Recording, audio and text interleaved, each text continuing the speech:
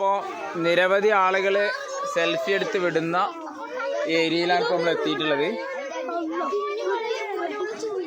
നിറയെ 1000 പഴം. ഇതിന്റെ പേരെന്താ? 1000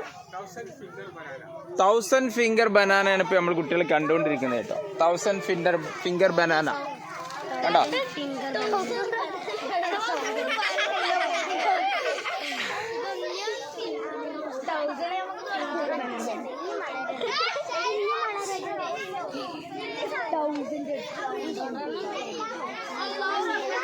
പോട്ടെ പോട്ടെ പോട്ടെ പോട്ടെ മുന്നേ പോട്ടെ. വരി വരി വരി.